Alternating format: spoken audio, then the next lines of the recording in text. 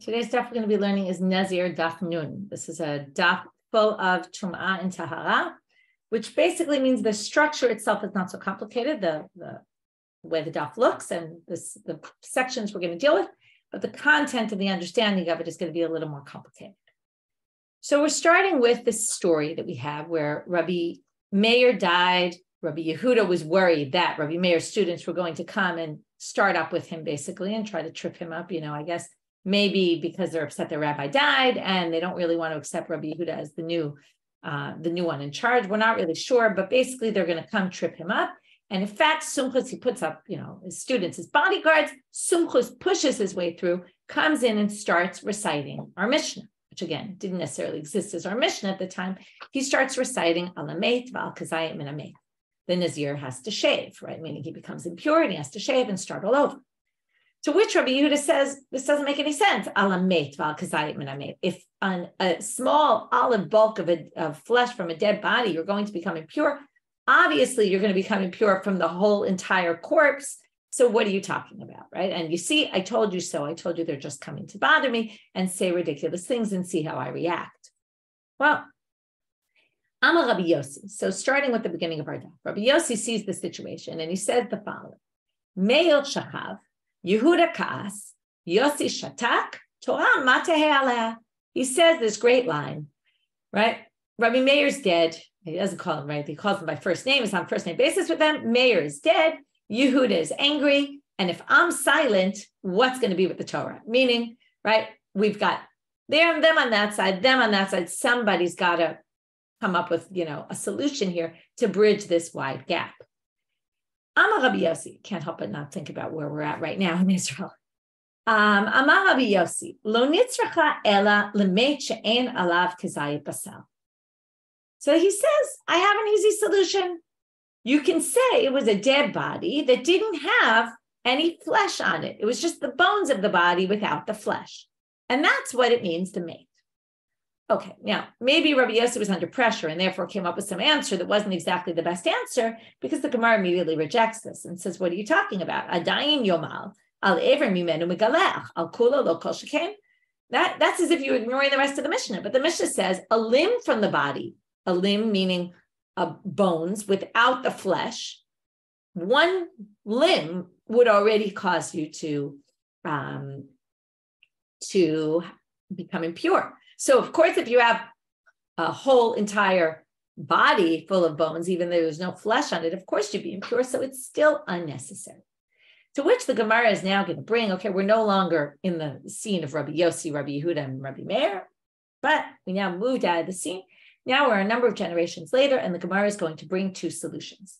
One of them is Ela Kidde Ama Rabbi Yochanan.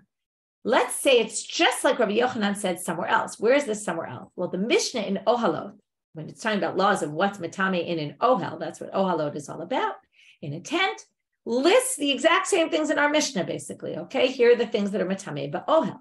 And there it says the exact same thing, alamet, right? A corpse will be matame in ohel, and kazayit minamet, and an olive bulk will made. So they ask the exact same question there. So Rabbi Yochanan answers over there, and then the Gemara is going to say, and let's just copy and paste his answer to here, which is, lo nitzracha ela lenefel, when we talk about an Ever Minamet, we're talking about a fully formed human that died, and now we have limbs from his body. But when we talk about a kazayit, when we talk about a mate, a corpse here, and we're talking, let's say, about the fact that it doesn't have any flesh on it, it's just the limbs, but it's all the limbs. The problem is, what's the problem with these limbs? These limbs, it was a stillborn or really a miscarriage at an early stage of development where the sinews and the muscles and all that weren't yet there, either connected to the limbs or maybe causing the limbs to be connected fully to each other. Like this and many things in today's stuff, we're not going to really understand the reality here. But it's basically an earlier stage of development where it wouldn't even fall into the category of Ever Minamet because it's not really considered a limb until these things are all connected.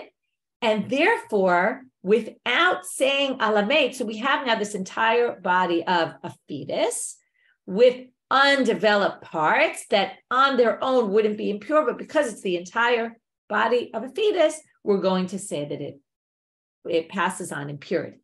So that's one option. So let's just read it inside again. Rabbi Yochanan, as Rabbi Yochanan says, like I said, there in the Mishna in Ohalot, it wasn't needed other than that case. Otherwise, it's really not necessary. Hachanami, likewise here, will say the same thing. Okay, so Miriam, I see you're asking, is a Netzel a baby under 30 days? This is important to show you that Netzel could mean different things. Okay, Netzel comes from a hapala, which could be a miscarriage. It could also be a baby under 30 days.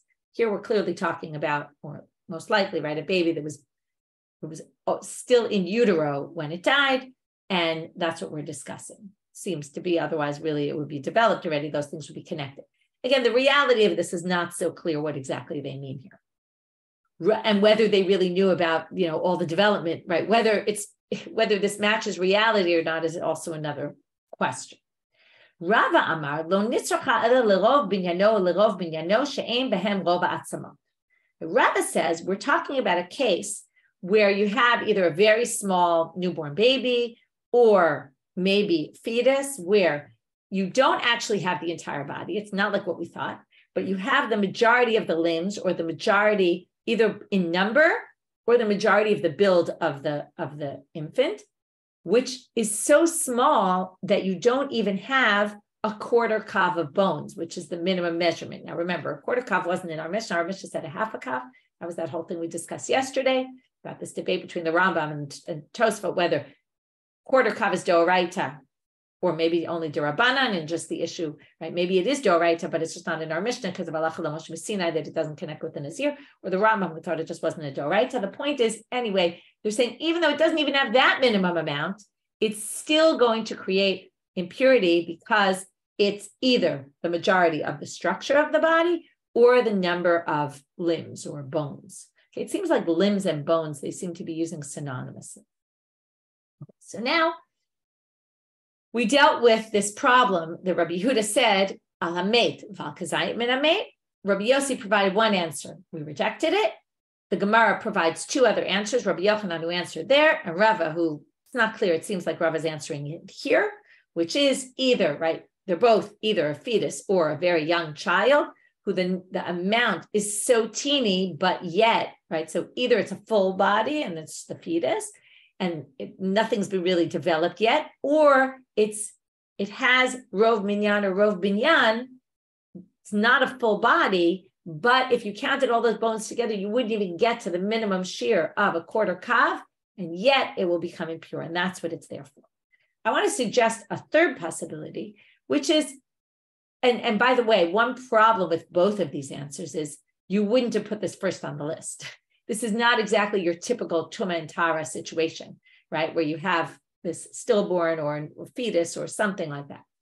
So a better answer would be that, right, this is what a Nazir shaves for, or in Ohalot, this is what's matame, a dead body.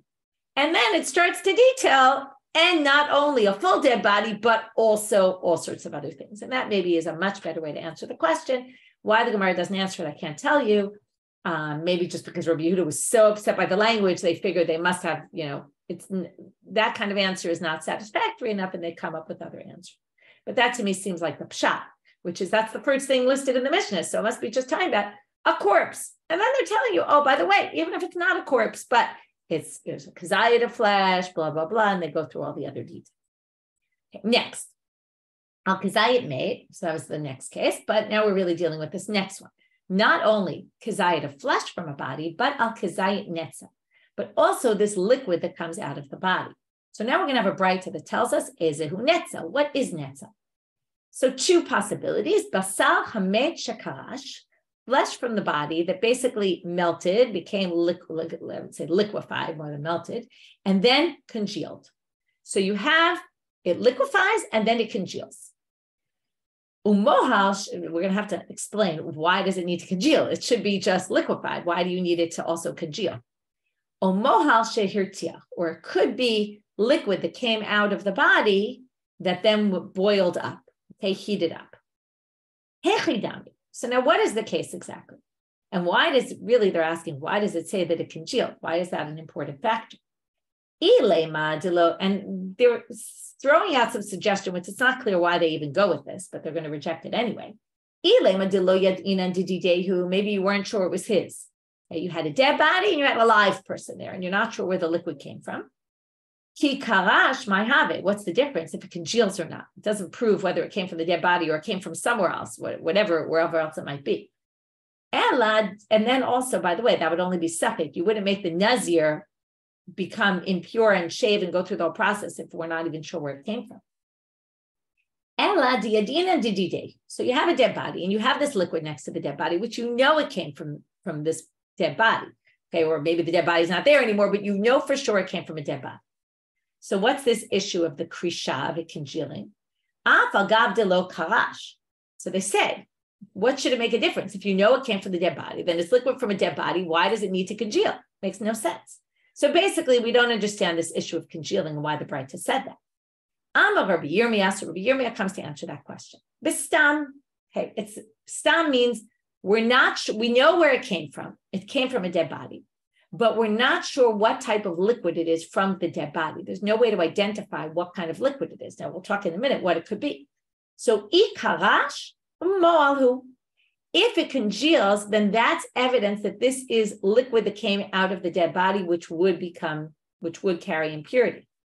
Lo karash, if it doesn't congeal, congealing is the test. Like we're in a lab, and you test it out, what substance is this? If it doesn't congeal, then dilma kicho v'neohu. Then you have to be concerned that maybe it's spit or phlegm that came from the person. If that's the case, then that's not impurity. That's just things that came out.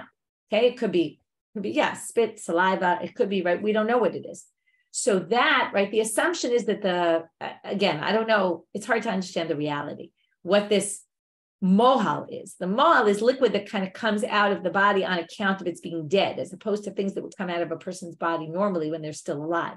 So if it's the phlegm or the saliva, then that's not anything. And that stuff doesn't congeal. But the liquid that comes out of a dead body, which would become impure, would congeal. And this is the test to be able to figure out which substance it is. That's our first question on Netzel.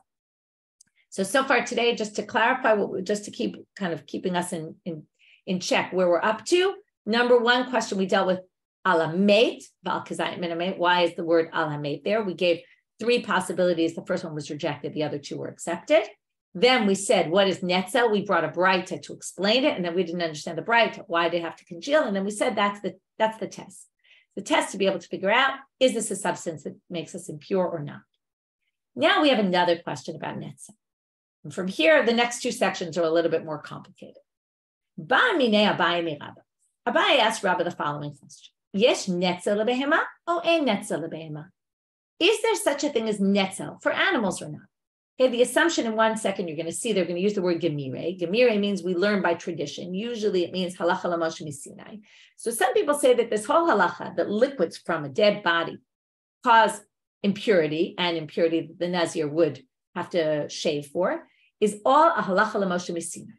So the question is going to be, let's move out of our topic for a minute. We've been talking about a dead body that carries impurity, right? That can make a person impure, and in a tent, by maga, masa, ohel, all that, okay?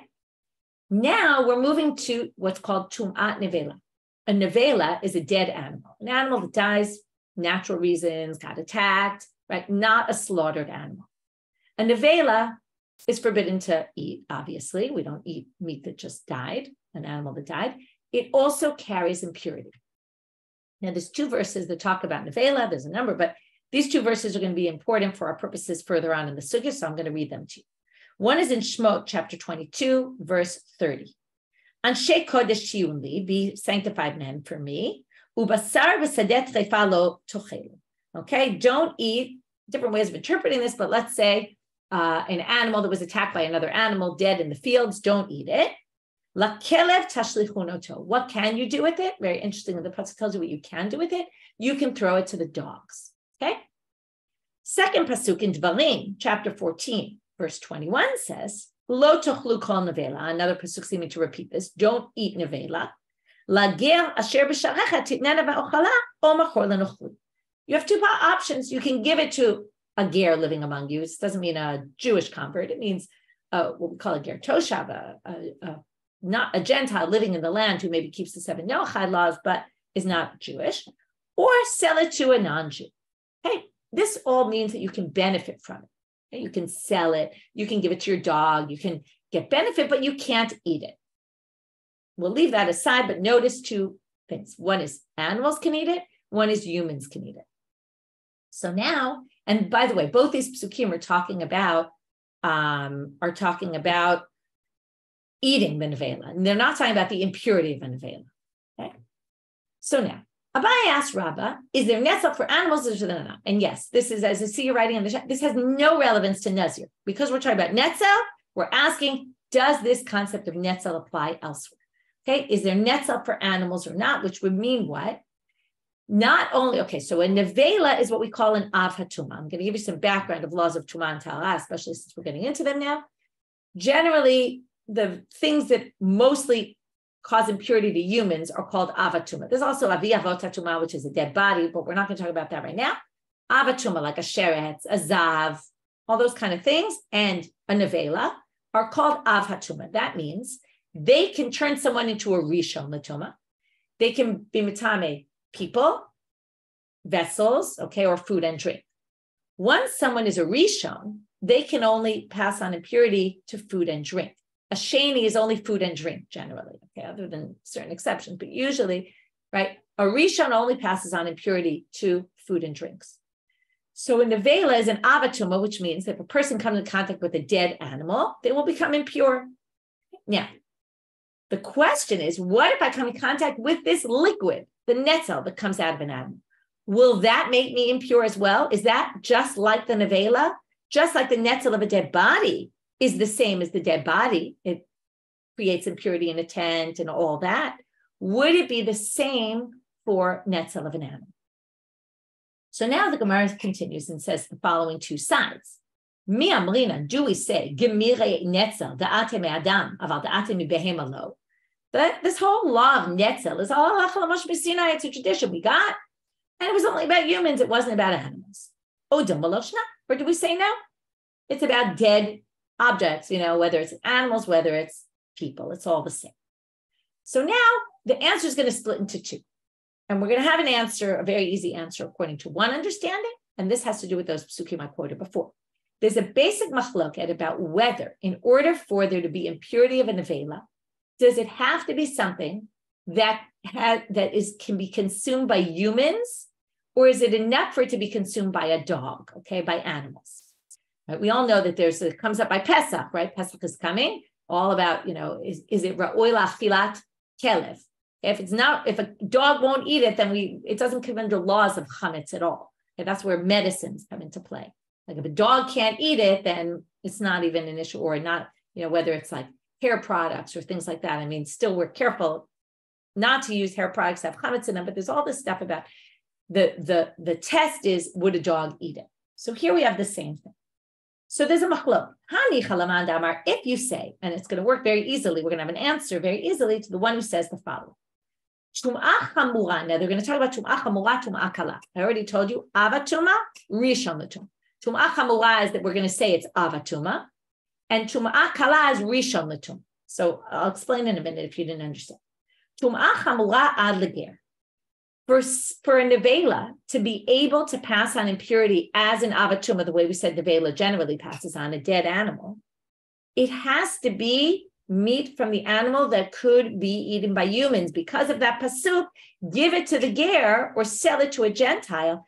It has to be something that can be eaten. So let's say there's a dead animal and it's been sitting out for a week and no human would ever consume it, and you come in contact with it, it won't make you impure. Okay, tum'ah chamura ad tum'ah kala ad lekelev. But if a dog will still eat it, then it will pass on impurity like a rishon, which means that if I touched it, it won't be impure. But if it came in contact with drinks, it would make those drinks impure, or food. Okay, so it does pass on impurity, but only to food and drinks, not to humans or vessels. So how does this work? Well, if you say, now netzel, no human would drink fluids that come out of a dead animal. So therefore, if you say tum'ah chamura is only if it's for human consumption, the assumption is that Netzel, a dog would eat, but not a human. So definitely it's not tameh like neveila. There's our answer. Because it's not ra'oi, right? If you hold that tumah neveila can't be in something that's inedible to humans, well then this is inedible to humans, and therefore there's no netzel by animals. The question that was going to be, so that's shakli. Now we have an answer. The answer is no netzel by animals. But lemanda amar tum'ah chamura the kelev, the other opinion says, what do you mean? Yes, it's true that the pasuk there had to be, that you can give it to a ger, but you can also give it to a dog, which means it's another possibility. You can give it to a dog, which means as long as a dog will eat it, it still carries the impurity of a neveila. So if you say that, then then we're left with a question, which is maybe then netzel, which could be eaten by a dog, maybe it would have some impurity, or maybe it wouldn't, because maybe netzel is a unique halacha just by humans. So the question is only, right, we have two tracks. Either tumat neveila could be in something, can't be in something inedible to humans, and this is inedible to humans, so definitely not. Or it could be something that's inedible to humans as long as it's edible to dogs. Netzel, a dog would eat, drink, and therefore we're left with the question, right? So would this apply or not? And that's all about, is this halacha l'moshe misina unique for humans, right, for human bodies, or would it apply to animal bodies as well? Liquids from animals. Tashma, let's try to get an answer. They're going to bring a Tosefta from Zavim, and then they're going to reject it. But first, they're going to try to prove it.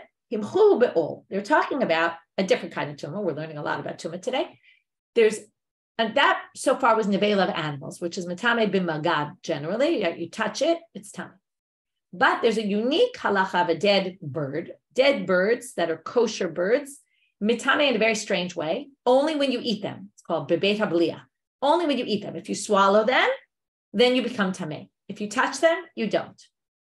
So we now have some fat from a dead bird, and you liquefied it. Okay, himchu be'or. You put it in a pot, boiled it up, and made it into a liquid.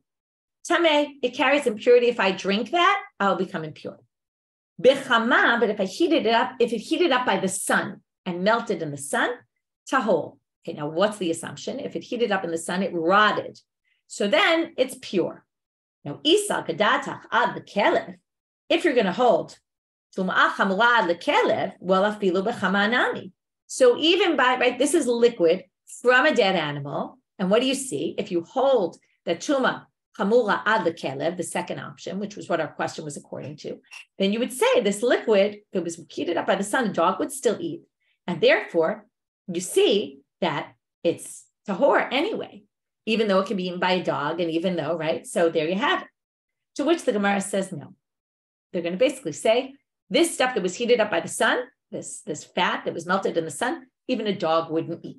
Okay, why? Good question. It's not so clear how to understand this. I'll already admit that I'm struggling with exactly what this means, the reality, but what do they say? Emat memachele, when does it melt in the sun? Batar de israch b'chama, after it already rotted in the sun. Kevan de israch havale afal. This is the part I don't exactly get. Since it rotted, it's already like dust. Okay, I think what they're definitely saying is even a dog won't eat it. It's so rotten that even a dog won't eat it, right? You ever have food like from a takeout for the day and it rots in your bag, and I don't know, disgusting, like red peppers that get disgusting in your bag, right? I don't even know if a dog would eat that stuff. So what they're saying is this fat that got putrefied it's like dust. I don't know where it is dust, or I don't know exactly what happens to it, but they basically say it decomposes enough that even a dog wouldn't want to eat it. And therefore that's why it's tahor. But if a dog could eat it, we're still left with the question. So we don't have an answer to our question about this netzel of an animal that, let's say, wasn't rotted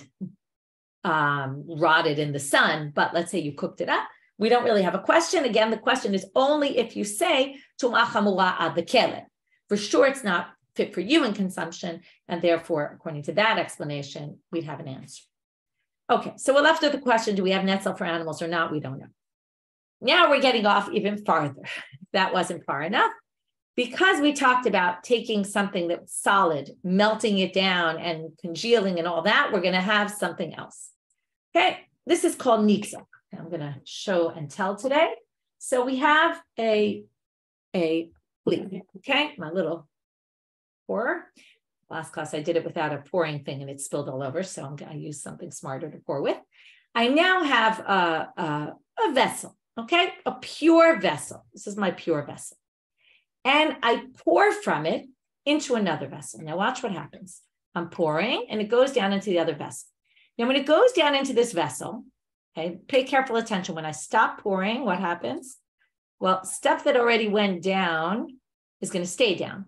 Stuff that didn't go down yet, right? Now a little bit goes back into the cup that was starting to pour out, right? Some of it goes back. So look carefully. Anyway, what happens is, if this vessel is impure at the bottom, while I'm pouring from my pure vessel, my pure liquid, into the impure vessel, the stuff that gets into the bottom vessel is now going to be impure, okay? So this turns impure. The question is, what happens to the stuff at the top? Do we say that while I was pouring, it was connected? And since it was connected through a flow, what was at the bottom is impure. Maybe it passes impurity back up to the top. So this is what's called nitzok. Kol hanitzok, anything that's poured, is tahor. Okay, basically anything in my top utensil, my top vessel, is pure because it didn't go into that impure vessel, right? None of that water that went back into the vessel when I stopped had gone down into the bottom. And we don't view it as one continuum. But other than, there's two exceptions, this dvash that comes from a place called zipim, or sapichit. Sapichit is a little bit of flour mixed with honey. Okay, it's like a thick kind of substance. Okay, I didn't bring something thick here and start pouring honey, but you can imagine if you pour honey, what's going to happen? I don't want to really make a mess on my Gemara here, but if you start pouring honey down, the whole thing is kind of thick and it's all one thing. So while you're pouring it down and there's some down in the bottom, this is all connected. Okay, we're not really sure. I want to point out, and this is going to be part of the problem of the Gemara, is that in this Mishna, which we're quoting, it's a Mishna in Machshirin, which is all about Hechsher l'kabel tumah, what creates susceptibility to impurity. So this, Tanakh doesn't explain what the reason is. I want to make it very clear. I kind of said it's thick, and maybe that's the reason. We're not really sure yet. Beit Shamai omrim, okay, turning now to Amud Bet.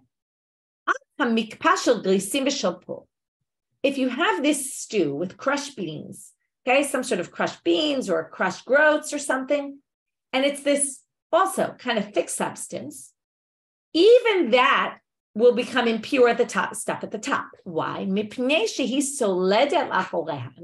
what happens. As I pour down, because it's thick, what happens? When I lift, right, my top one, right, so as I'm pouring this thicker substance, okay, when I pick it up, because it's thick and connected to the bottom, some of the stuff from the bottom, now, again, reality of this, I'm not exactly sure. Some of the stuff from the bottom, according to Beit Shamai, comes back up. So because of that, okay, because of that, we're going to say, in this case, also, what's at the top will become impure. So by Rami bar Chama asks the following question. And now we start to get, again, there's a lot of things not so clear here. So if you're feeling not so sure about yourself, don't worry. It's complicated. But now we're going to say the following. Yesh nitzok la'ochlin o ein nitzok la'ochlin. If it's food, now what does it mean food, right? Food doesn't generally pour. So many of the commentaries say, and again, it's not so clear, but that we're talking about, and this is the connection to, okay, if you're talking about connecting of these things, also connection to our sugya, the connection is that there we were talking about fat that melted, right? This whole thing of the right, from the issue of the Netzel, we got into this fat that we were talking about, congealed fat and all that. What if you have fat that melted? So it's a liquid, but it's somewhat solid because it's thick and oily and that. Again, fat is kind of liquidy, but they're talking about something a little bit more thick than that. It's not 100% clear what they mean here. But some sort of liquidy substance that's also thick and viscous. Mi amrina mishum deipe riri. Do we say because it's, okay, the word rir is translated as mucus. It's like mucus-like. Vahane lepu riri. In other words, what he's really asking is, again, there's a subject of debate about this, but he seems to be asking on Tanakh, because if you notice, and I forgot to point this out, I started, but not when we got to Beit Shamai. Beit Shamai says exactly the reason why. He says it's soled el achoreha. It basically jumps back up. Tanna Kama didn't say why, the honey. So Rami Bar Chama is asking, is the reason for Tanna Kama why they say only honey and not this porridge kind of thing, I'll call it, is it because the honey has riri, it's mucusy, v'hane lepahu riri, but this ochlin that we're talking about, this melted fat, and obviously the way they view the mikpeh is that it's not riri, okay? It doesn't have that same thick substance like the way the honey does, okay? Honey is unique in that way, or this honey tzapichit dish, right? That, yes, like you mentioned, it was in the chat that it's tzapichit bidvash is the way they describe the man.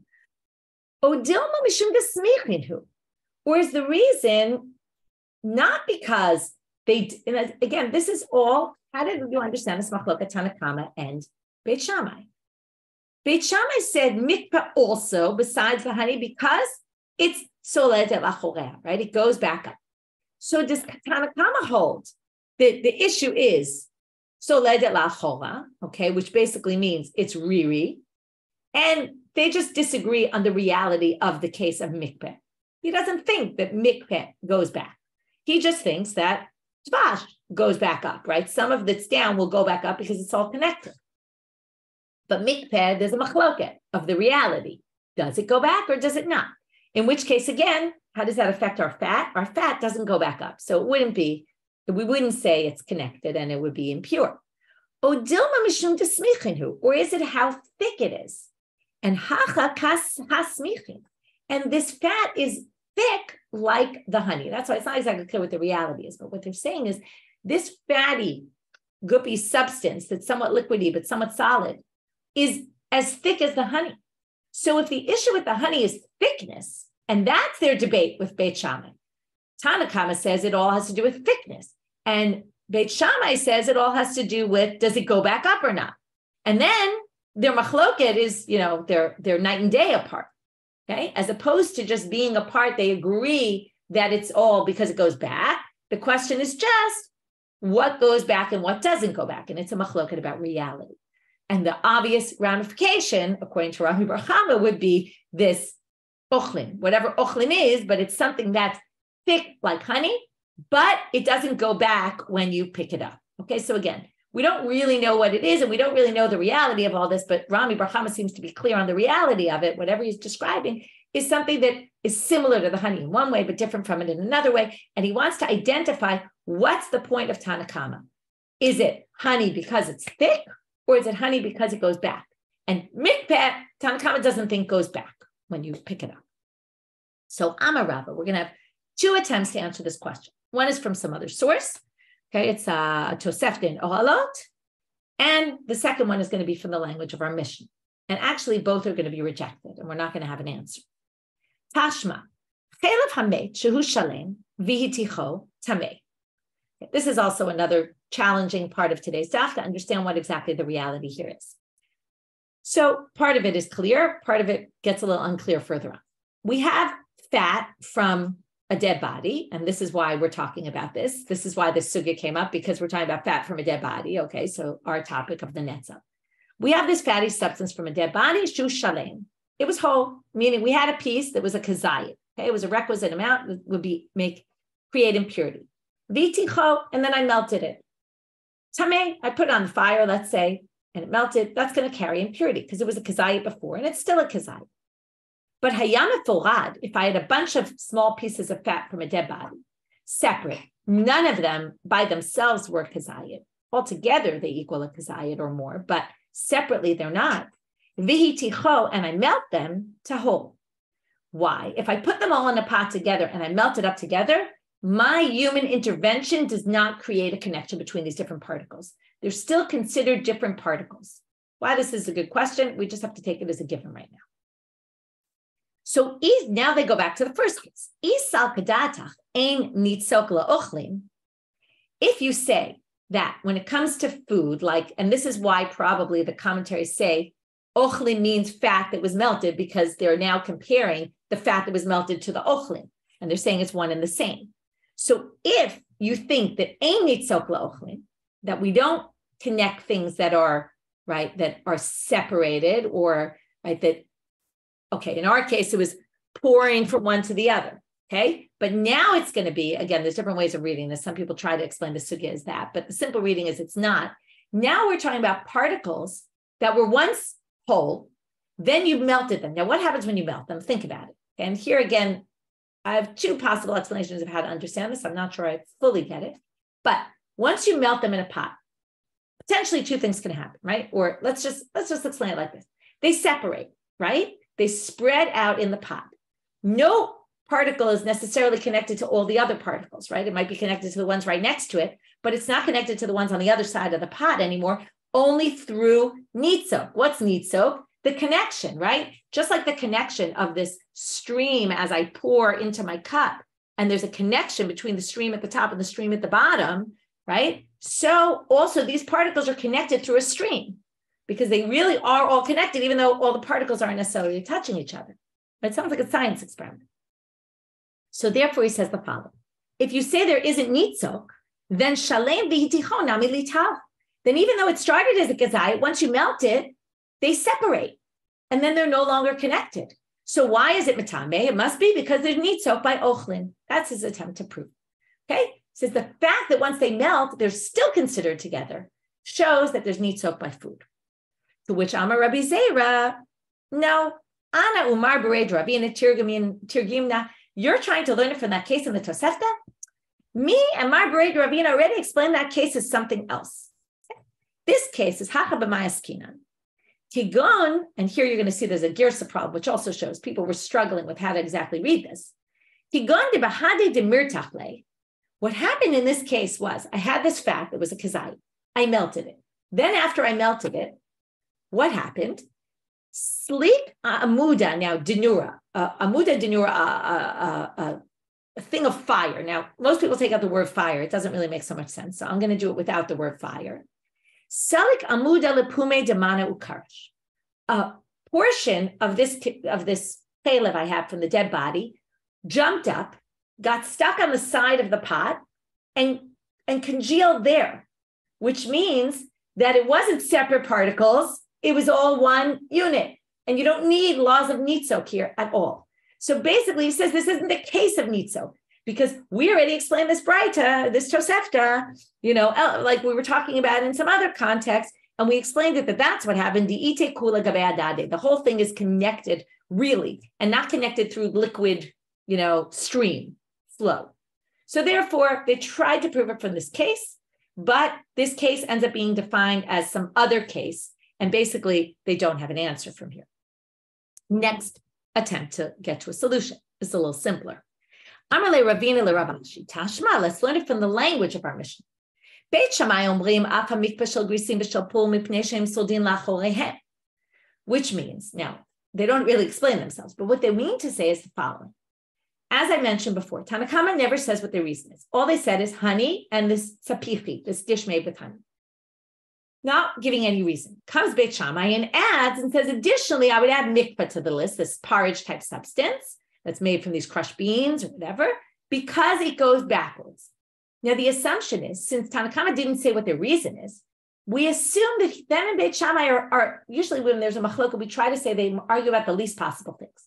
It must be that Tanakama holds also soldim la'achorehem. It's because it jumps back up. And therefore, they just disagree about the reality. Is mikvah like this or is mikvah not like that? So therefore, it seems like the issue is slida la'achorehem, which we said that doesn't hold true when it comes to these foods, this fat that melts. To which the Gemara says, that's not a proof at all. They go back to square one and they basically say, no, you could say that Tanakama disagrees entirely with the reason. Tanakama says it's because it's thick. And Beit Shammai says, no, even if it's not thick, as long as it goes backwards, it'll still be an issue. And therefore, you can't prove it from our Mishnah. So what, in a much simpler manner, really what Rami Bar Hama is asking, which is the way I explained it in the beginning, and we're left without an answer to this question, when Tanakama disagrees with Beit Shammai, are they disagreeing about what causes something to be nitzok? Is it thickness versus something that jumps backwards? Or, right, again, jumps backwards basically means when I stop pouring and I pour it back, some of the stuff from the bottom is going to come up to the top and that will create the impurity at the top. Or is it because it's so thick that we view this as one substance? So if part of it down the bottom is tameh, then the top part is going to be viewed as one continuum and it's going to be impure as well. So the debate is it a difference in what creates the law of nitzok, of connection, of really chibur, right? Nitzok is just pouring. The question is, are these things considered one? Do we read the Mishnah as Tanakama says thick, and Beit Shamai says this other method, which is soled el achora, it jumps back, and that's their debate? Or do they both agree that it's something that jumps back, and it's just a debate about which substances go backwards and which don't? And we don't have an answer to that question in the end. So we're left with another open question. Last part of today's stuff is very, very simple compared to all this.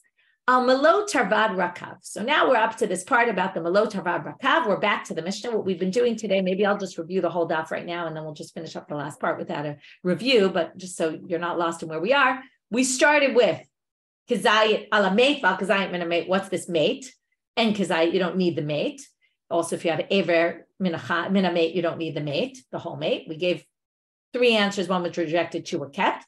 Then we moved to the netzel. We defined, number 1, what is netzel? Then we asked, is there netzel by animals or not? And we ended up saying there's 2 tracks, depends what you hold by neveila or not, chumat neveila. If you hold one way, then clearly there's no din netzel. If you hold the other way, we don't know. We tried to find an answer. We were unsuccessful. Then, because we were talking about this substance that had melted, because we're talking about this liquid, this netzel, we brought up this Mishna in Machshirin, which eventually got us to fatty substances that melt. And Rami bar Hama's question, which really Rami bar Hama was trying to understand this Mishnah and exactly on what issue are they debating, when do we have nitzok or not, and what type of substances. And that is where we ended now. So the structure is not super complicated. The content is very hard to understand. Next and last part, melo, tarvad, rakav. So now we're up to continuing on in the Mishnah. Another thing that's matame is a ladle full of rakav, of rotted, like kind of dust from the dead body, disintegrated. Hama shiur, how big is a tarvad? A ladle full, right? We have all different size ladles. So what do we mean? Tizki amar melo pisat hayad, the palm of your hand, not counting your fingers. So just the palm. You put something in the palm of your hand, try to make a little holding thing there. That's what it would be. Rabbi Yochanan amar melo chofnat. Rabbi Yochanan says including your fingers, a whole, right, a handful. Now we're going to bring a question on Chizkiah from a Mishnah. It says in the Mishnah, melo tarvad rakav sha'amru yeshno mi'ikal. So these are 2 Amoraim arguing, Rabbi Yochanan and Chizkiah. And now we're going to go back and see a Tanaitic debate, and we're going to say, but Chizkiah doesn't match either opinion here. So melo tarvad rakav sha'amru yeshno mi'ikal etzba'ot u'lamala divrei Rabbi Meir, from your fingers, right, where your fingers start to the top. What does that mean? From, right, if you cupped your fingers and put something in your fingers, that's how much a melo tarvad is. That's divrei Rabbi Meir. Chachamim omrim melo chofnav. The rabbis say an entire handful. So Bishlama Rabbi Yochanan makes perfect sense. Hudamar Rabbanan. Rabbi Yochanan matches the rabbis perfectly. They both say full handful. Elachizkiyalam kiman lo Rabbi Meir lo Rabbanan. He doesn't match either opinion.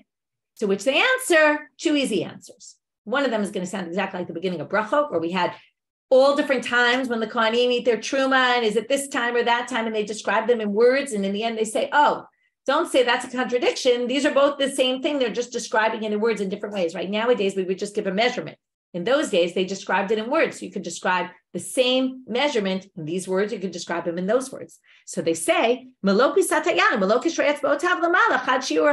if you measure just your palm, or you measure just your fingers. Okay, we have a lot of experiments to do after class today. Tried pouring things from one thing to the other, seeing what happens. And now I've tried measuring things in your fingers, or try measuring them in your palm and see if they equal. So that's answer number 1.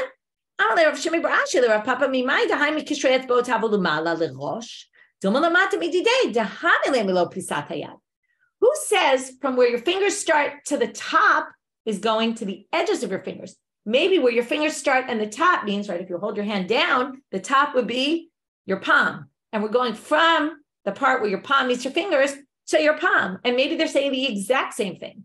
So 2 possible answers. The Gemara has a teku here, but teku really doesn't make any sense here. It's not like we don't know which one is which, but they're both good answers. So in the end, probably take out that word teku, which some of the notes say it doesn't really belong here. Anyway, that gave 2 answers to how to explain Chizkiah's approach. That was the easiest part of today's daf. Wishing everybody a good day, and we're going to have more of Tum and Tara to follow tomorrow. See you tomorrow.